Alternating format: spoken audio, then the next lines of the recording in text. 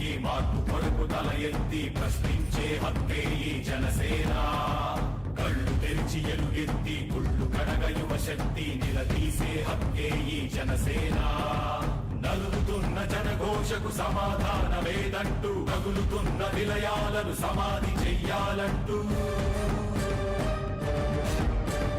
నరం నరం పెళ్ళుమికే సామాన్యుడి సమర స్వరం పద పదమని మొదలైనది మరో మహాప్రస్థానం.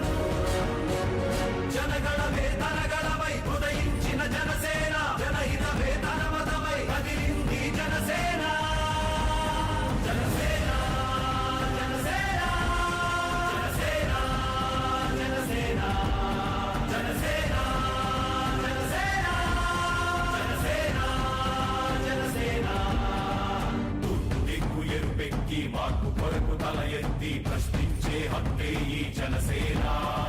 కళ్ళు తెరిచి ఎలుగెత్తి కుళ్ళు కడగ యువ శక్తి నిలదీసే పెద్దలైన లాజరస్ గారికి, లంక భూమి సరైన న్యాయం జరగలేదన్న వెనుకబడిన రైతులందరికీ, ఇక్కడికి వచ్చిన ప్రతి ఒక్కరి అన్నదమ్ములకి, అక్క చెల్లెలకి, మీ అందరికీ ముందుగా నా ఉగాది శుభాకాంక్షలు. ఈ ఉగాది రోజున విమర్శలు కువిమర్శలు కాకుండా నేను ఎప్పుడు కూడా ఒక సమస్యని మూలాలకు వెళ్ళి చూసి దాని సమస్యకి పరిష్కారం వెతకాలని ఆలోచించేవాడిని. దానివల్ల ఇందాక పంతులు గారు మాట్లాడినప్పుడు ఉద్దండ రాయన్ పాలనకి ఉద్దండుడు వచ్చాడని అంటే నాకు ఇలాంటి మాటలు నన్ను చాలా ఇరుకుని పెట్టే మాటలు. నేను అన్నిటికీ నాకు సమస్యకి పరిష్కారాలు ఉండవు. కాకపోతే నేను చేసేది ఏంటంటే ఒక సమస్య ఉన్నప్పుడు దాన్ని ఎక్కువ మంది దృష్టికి తీసుకెళ్ళి, ప్రభుత్వం దృష్టికి తీసుకెళ్ళి దాని సమస్యకి సాధ్యమైనంత త్వరగా ఒక పరిష్కారం వైపు ప్రయాణించడానికి నేను ఉపయోగపడతాను. లాజరస్ గారు, నాగేశ్వరరావు గారు, మిగతా ఇక్కడ ఉన్న అందరూ రైతులందరూ కూడా పేరు పేరున ప్రతి ఒక్కరు నా దగ్గరికి వచ్చారు హైదరాబాద్కి. నేను ముందుగా ఇది అమరావతి ప్రారంభించినప్పుడు నాకు అందరిలాగే ఈ రాష్ట్రానికి సంబంధించిన వాడిగా, గుంటూరు జిల్లాలో పుట్టినవాడిగా, బాపట్లలో పుట్టినవాడిగా నాకు ఇక్కడ రాజధాని నగరం రావడం నాకు ఇష్టం. అలాగే చాలా విశ్వనగరం కావాలి.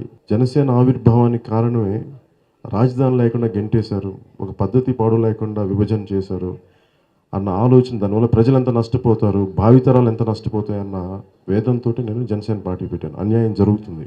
సో జనసేన ఆవిర్భావానికి ముఖ్య కారణం ప్రజలకి అన్యాయం జరుగుతుంది. ఈ అన్యాయాన్ని సరైన విధి విధానాలతో మాట్లాడాలి. దాని నుంచి ఆవిర్భావం జరిగింది జనసేన పార్టీ. అలాగే ఈ అమరావతి నగరాన్ని దగ్గరికి వచ్చినప్పటికీ మొదట మనం చెప్పినట్టుగా గాంధీనగర్ కానీ, చండీగఢ్ కానీ విడతల వారీగా అభివృద్ధి జరిగింది. ఉదాహరణకి చండీగఢ్ 7,500 ఎకరాలతోటి మొదటి ఫేజ్లో, ఆ తర్వాత 8,500 ఎకరాలతోటి ఇలా నెమ్మదిగా అభివృద్ధి సాగుతుంది. ఒక్కోసారి ఒకేసారి రాత్రికి రాత్రే ఒక రాజధాని కోల్పోయారు కాబట్టి ఆ భావోద్వేగం ఒక్కసారిగా ఇక్కడ చాలా పెద్ద విశాలమైన నగరం కట్టాలి, రాత్రికి రాత్రి కట్టేయాలి అన్న ఒక ఆకాంక్ష ఉండొచ్చు అందరికి, ముఖ్యమంత్రి గారికి కూడా ఉండొచ్చు. ఆ ఆకాంక్షలో ఇక్కడున్న రైతులు కూడా, లంక రైతులు కూడా మా భూముల్ని ఇచ్చేసి స్వచ్ఛంగా, నేను అడిగాను మిమ్మల్ని ఏమైనా బలవంతం పెట్టారంటే లేదు లేదు మాకు ఇష్టంతో ఇచ్చామని. అలాగే అంతకుముందు కూడా వచ్చాను బేతపూడి రైతుల దగ్గరికి. నేనేమంటానంటే ఎంత అయితే అవసరం ఉందో దాని ప్రకారం వెళ్ళొచ్చు కదండి. ఎక్కువ మంది ఇచ్చినప్పుడు 33,000 ఎకరాలు సేకరించినప్పుడు ఇంక మిగతా భూమి ఎందుకనేది నా ఉన్న ఆలోచన. అంతేగాని నాకు భూముల్ని అవసరం మేరకు తీసుకోవాలి తప్ప, అవసరం ఉంటే నిజంగా ప్రజలు స్వచ్ఛందంగా ఇస్తారు. మీ కారణం చెప్పండి. ఎందుకంటే నేను మాట్లాడితే అందరికీ సింగపూర్ తరహా రాజధాని అని ఎంత కావాలో, సింగపూర్ తరహా రాజధాని అభివృద్ధి చేయాలంటే అక్కడ సింగపూర్లో పాలకులు ఎలా ఉండేవాళ్ళు అది ఒకసారి మీరు అందరూ ఇక్కడున్న మీరు కానీ యువత కానీ ఒకసారి మీరు ఇంటర్నెట్లోకి వెళ్ళి సింగపూర్ తరహా పాలన లీ కువాన్ యూ ఎలా చేశారో చూడండి. అక్కడ ఆయన చైనీస్ వ్యక్తి, అక్కడ ఉన్నది తమిళియన్స్ ఉన్నారు, మలైస్ ఉన్నారు, మలేషియన్స్ ఉన్నారు, యూరేషియన్స్ అంటే యూరోపియన్స్ ఏషియన్స్కి పుట్టిన వ్యక్తులు ఉన్నారు. అలా రకరకాల వ్యక్తులు ఉన్నారు. వారందరికీ జాతులు వేరు, భాషలు వేరు, మతాలు వేరు. కానీ వీళ్ళందరూ కలిపి మేము సింగపూరియన్స్ అని చెప్పుకోవడానికి ఆయన చాలా గొప్ప త్యాగం చేశాడు. ఒకరికి ఒక న్యాయం, ఇంకొకరికి ఇంకొక న్యాయం చేయాల. తన మతస్థుడైనా, తన జాతీయుడైనా, వేరే జాతీయుడైనా అందరం కలిసి మనం ఇక్కడే పుట్టి పెరిగాం, అందరికీ కలిపి ఒకటే న్యాయం జరగాలని చెప్పి అలాంటి గొప్ప నాయకుడే గొప్ప రాజధానిని నిర్మించగలడు. అందుకనే సింగపూర్ అంత గొప్ప నగరం అయింది. అది అందరికీ ప్రమాణం అయిపోయింది సింగపూర్ తరహా రాజధానిని. నేను ప్రతి ఒక్కరికి విన్నవించుకునేది ఏంటంటే మీతో సహా ప్రభుత్వానికి కూడా, ఆంధ్రప్రదేశ్ ప్రభుత్వానికి కూడా నాకు చెప్పేది ఏంటంటే సింగపూర్ తరహా అభివృద్ధి నాకు చాలా ఇష్టం. లీ కువాన్ యూ గారంటే నాకు అమితమైన గౌరవం. కానీ సింగపూర్ తరహా పాలన కావాలంటే, సింగపూర్ తరహా అభివృద్ధి కావాలంటే సింగపూర్ తరహా పాలన జరగాలి. ఒకరికి ఒక న్యాయం, ఇంకొకరికి ఇంకో న్యాయం జరగడానికి కుదరదు. నేను చాలా రోజుల నుంచి చెప్తా ఉంటాను, అభివృద్ధి కొద్ది మందికి కుదరదు, అభివృద్ధి అందరికీ జరగాలి. ఏ ఒక్కరికో జరిగి ఇంకొకరికో ఈ అసమానతలే చాలా గొడవలు దారితీస్తాయి. గ్రామాన మండలానికి అవి పెద్ద స్థాయిలో వెళ్ళిపోతూ ఉంటాయి. అందుకని చాలా చిన్న సైజులో ఉన్న గ్రామంలోనే సామాన్యంగా అక్కడే న్యాయం జరిగేలా ప్రభుత్వం చూడాలి. నేను తీసుకుంది ఏంటంటే రాజధాని అప్పుడు సోషల్ ఇంపాక్ట్ అసెస్మెంట్ అంటే సామాజిక అంచనా ప్రభావం. అంటే ఇప్పుడు ఇందాక లాజరస్ గారు చెప్పినట్టుగా ఇక్కడ ఒక రాజధాని వస్తున్నప్పుడు ఇక్కడ ఉన్న భూములు ఇందాక వారు చెప్తాను. నేను అంతకుముందు వచ్చేవాడిని ఎప్పుడన్నా కొద్దిసార్లు వచ్చినప్పుడు ఇవన్నీ పచ్చని పంట పొలాలు, 4 పంటలు పండే పొలాలు, 3 పంటలు పండే పొలాలు. ఒక్కసారి దాని మీద ఆధారపడ్డ రైతులు కూడా చాలా మంది ఉంటారు. అలాగే దాని మీద ఆధారపడ్డ కూలీలు.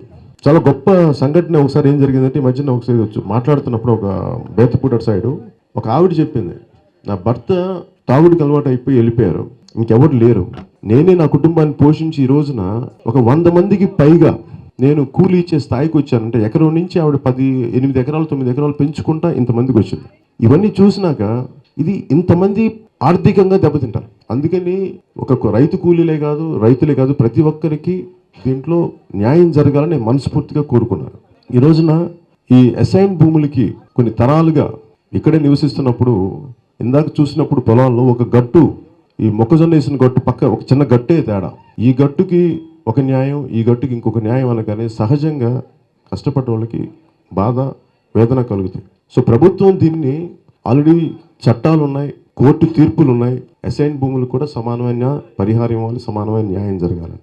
ప్రభుత్వం దీనిని ఏ సమస్యలు ఉన్నాయి ఏంటి ఇవన్నీ పక్కన పెట్టుకుంటే మీరు పెద్ద మనసుతో కానీ దీన్ని చూడకపోతే ఈ సమాజంలో అసమానతలు పెరిగిపోతాయి. నేను వారిని అడిగాను ఇందాక, పెద్దలు వీళ్ళందరూ ఇంతకుముందు దీనికి రాజకీయంగా నేను అదే అడుగుతున్నాను. అందరూ నేను వచ్చేస్తే సమస్యకి పరిష్కారం జరగదు, కానీ నా వల్ల జరిగేది ఏంటంటే సమస్య 10 మంది ఎక్కువ మంది దృష్టికి వెళ్తుంది. అలాగే ఇక్కడ ఎమ్మెల్యే ఎవరు కూడా అడిగాను, అధికార పార్టీ ఎమ్మెల్యేని ప్రతిపక్ష పార్టీ ఎమ్మెల్యేని చెప్పాను. నేనేమన్నానంటే మన గుంటూరుకి వెళ్ళినప్పుడు కూడా మనం ఒకసారి అధికారంలోకి వచ్చాక అది ప్రతిపక్షంలో ఉన్న ఎమ్మెల్యే ప్రాంతాన్ని ఒకలాగా అలా కుదరదు. నేను ఉద్దేశం ఏంటంటే ఎవరికై ఏ పార్టీ వారిని కావచ్చు, కానీ అధికారంకి వచ్చాక నేను అందరినీ సమానంగా చూసుకుంటాను అన్నదే. ఇక్కడ మటుకు రాజకీయ లబ్ధి చూడటం జనసేన పార్టీ ఆ దృష్టికోణంలో చూడదు. అందుకని ఇక్కడ ఎవరైనా సరే ప్రజలకి అన్యాయం జరుగుతున్నప్పుడు మీకు అండగా నిలబడాలని ముఖ్య ఉద్దేశంతో ఈ రోజున నేను ఈ సభాముఖంగా ఈ ఉగాది పర్వదినాన ఎందుకు ఉండిపోయానంటే ఇక్కడ అమరావతి మనకి ఆంధ్రప్రదేశ్ కులాల గొడవలు ఎక్కువ ఉంటాయి. నిజంగా చాలా గొప్ప అభివృద్ధి, విశ్వనగరమైన అభివృద్ధి, విశ్వనగరం కావాలి అంటే అన్ని కులాలకి న్యాయం చేయలేనప్పుడు అట్లీస్ట్ ఆ నడక ఆ దారిలో వెళ్ళకపోతే మటుకు ఈ అసమానతల వల్ల విశ్వనగరాన్ని నిర్మించలేము. ఈ రోజుకి మనం విజయవాడ నగరానికి వచ్చి నీ కులం ఏంటంటే మళ్ళీ కులం తాలూకు స్పెసిఫిక్స్ విత్ ఇన్ బ్రాకెట్స్ లో రాయాలంటే ఈ కల్చర్ పోనంత వరకు అమరావతి విశ్వనగరం కాలేదు, ఇంకా చిన్న ఆ స్థాయి పట్టణంగానే ఉండిపోతుంది. దీని నుంచి విశ్వనగరంగా వెళ్ళాలంటే మనసులు చాలా విశాలంగా ఉండాలి, మనసులు చాలా గొప్పగా ఉండాలి, ఆశయాలు చాలా ఉన్నతంగా ఉండాలి.